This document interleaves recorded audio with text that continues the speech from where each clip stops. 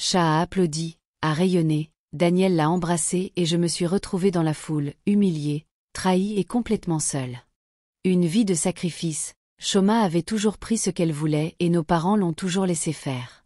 Quand elle était enfant, elle voulait mes jouets et on m'a dit de les lui donner.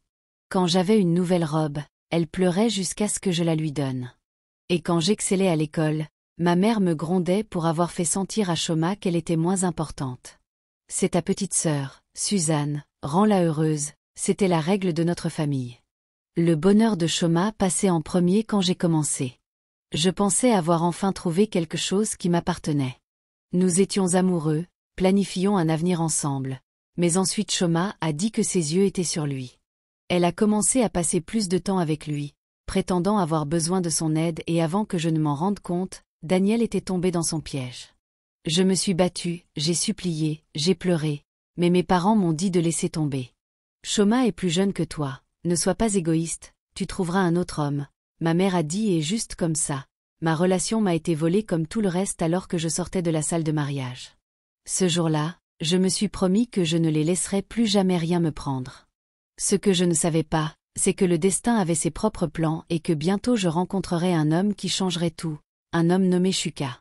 Je venais à peine de me remettre de l'humiliation du mariage de Shoma quand ma mère m'a appelé, 2 jours plus tard. « Suzanne, viens à la maison maintenant. » Elle a ordonné, « Ta sœur a besoin de toi. » J'ai presque ri de l'audace.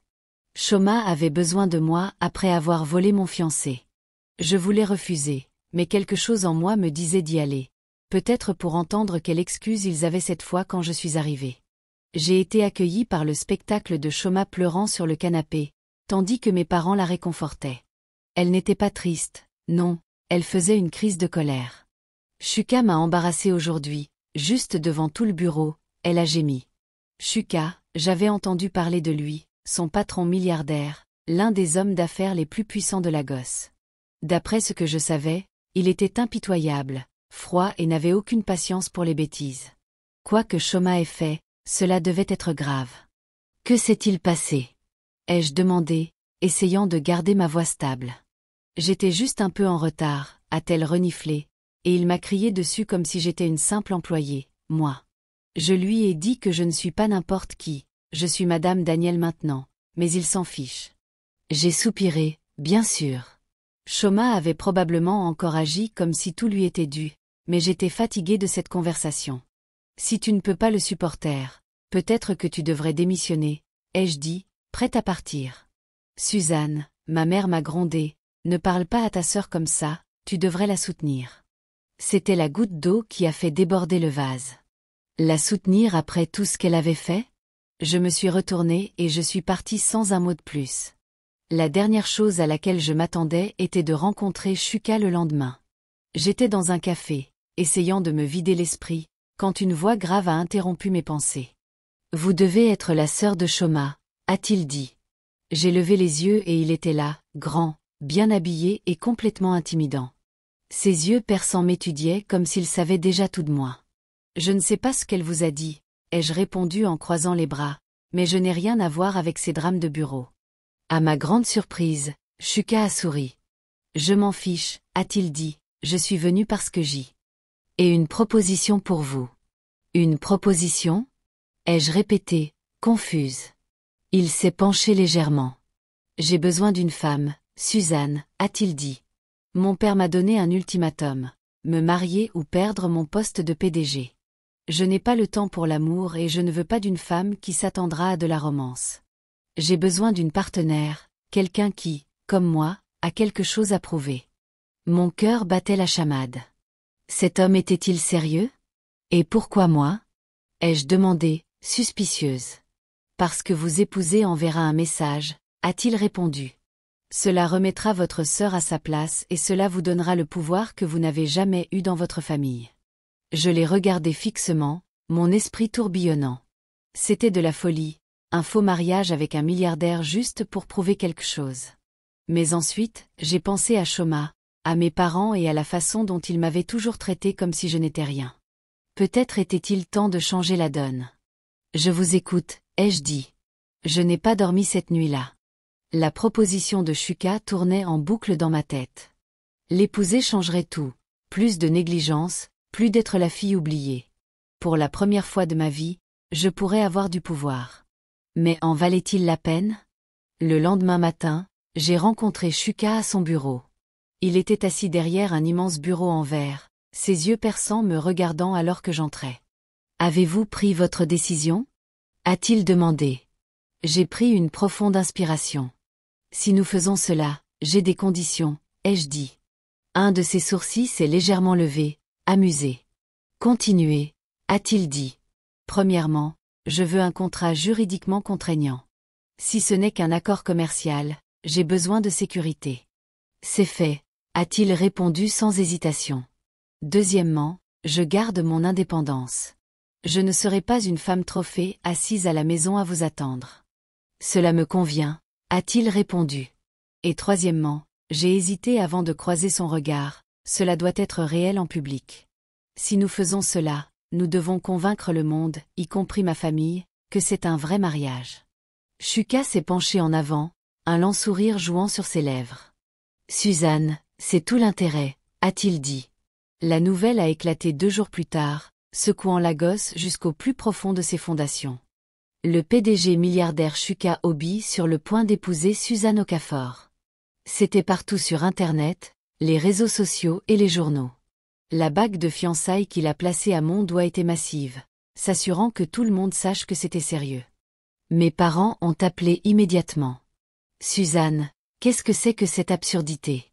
a demandé mon père. « Tu épouses le patron de Shoma ?»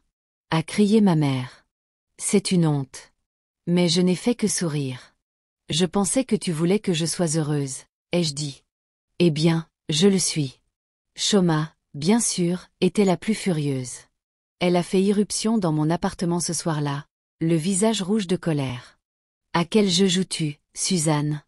a-t-elle sifflé. « Tu penses qu'épouser mon patron te rendra meilleur que moi ?» Je suis restée ferme, savourant chaque seconde de sa rage. « Je n'ai pas besoin de jouer à des jeux, Shoma, » ai-je répondu. « Certaines d'entre nous obtiennent ce qu'elles méritent sans avoir à le voler. » Son visage s'est tordu de haine. « Tu ne dureras pas dans son monde, » a-t-elle craché. « Tu n'es qu'une moins que rien qui fait semblant d'être importante. » J'ai souri, puis je l'ai regardé partir en trombe. Mais alors que le jour du mariage approchait, j'ai réalisé quelque chose. Ce n'était plus seulement une question de vengeance, car chaque fois que Shuka me regardait, chaque fois qu'il me touchait la main en public, je ressentais quelque chose que je n'étais pas censée ressentir. Et je n'étais plus sûre que ce soit encore un simple accord ou si je commençais à tomber amoureuse de mon futur mari. Le jour du mariage est arrivé plus vite que je ne l'avais imaginé. Je me tenais devant le miroir, vêtue de la robe la plus chère que j'ai jamais portée. Elle n'avait rien à voir avec la robe de mariée voyante et tapax en graveleuil de Shoma. La mienne était élégante, classe et conçue pour faire une déclaration. Madame Shuka Obi n'était pas à ignorer. « Es-tu prête ?» La voix de Shuka est venue de derrière moi. Je me suis retournée pour le trouver debout à la porte, aussi beau que jamais dans un costume noir sur mesure.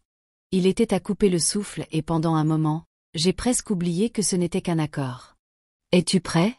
ai-je répliqué en levant un sourcil. Il a souri. « Je suis né prêt, » a-t-il dit. La cérémonie était grandiose, bien plus grande que celle de Shoma. Toutes les personnalités puissantes de Lagos étaient présentes et les médias couvraient chaque détail. Alors que je marchais dans l'allée, je pouvais sentir tous les regards sur moi, mais aucun ne brûlait aussi intensément que celui de Shoma. Elle était assise au premier rang, son visage tordu dans un sourire forcé, mais ses yeux disaient la vérité. Elle était furieuse. Ma mère et mon père étaient assis à côté d'elle, l'air mal à l'aise, mais faisant semblant d'être heureux pour moi. « Suzanne, acceptes-tu de prendre Shuka pour époux légitime ?» Je me suis tournée pour regarder Shuka. Son visage était indéchiffrable, mais il y avait quelque chose dans ses yeux, quelque chose d'intense. « Je le veux, » ai-je dit, et juste comme ça, ma vie a changé pour toujours. Quand il s'est penché pour m'embrasser, je m'attendais à ce que ce soit juste pour le spectacle, mais au moment où ses lèvres ont touché les miennes, j'ai senti quelque chose bouger. Ce n'était pas forcé, ce n'était pas froid, c'était comme si... En fait, la réception était un spectacle de luxe à son meilleur, mais le vrai drame s'est produit lorsque Shoma m'a prise à part, sa voix acérée de colère. « Que cherches-tu exactement à prouver, Suzanne ?» A-t-elle craqué? Penses-tu qu'épouser Shuka te rende meilleur que moi? J'ai siroté mon champagne, savourant sa frustration. Je ne pense pas, je le sais, ai-je répondu. Elle s'est moquée. Tu n'es que sa femme sous contrat, ça ne sera jamais réel, a-t-elle dit. Ces mots ont frappé plus fort que prévu, car au fond de moi, je n'étais plus sûr que ce soit encore un accord ou si je tombais dans quelque chose de bien plus profond. Alors que je regardais de l'autre côté de la pièce où mon nouveau mari me regardait, la façon dont il me regardait faisait battre mon cœur. Peut-être, juste peut-être, que ce mariage n'était plus un jeu. La suite nuptiale était à couper le souffle. Les fenêtres du sol au plafond surplombaient l'horizon de la ville et l'espace luxueux criait richesse et pouvoir, tout comme l'homme que j'avais épousé. Je me tenais près du lit, me sentant étrangement nerveuse, tandis que Shuka desserrait sa cravate. « Tu n'as pas à avoir l'air si tendu, a-t-il dit en souriant. Nous savons tous les deux que ce n'est pas ce genre de mariage. J'ai laissé échapper un soupir.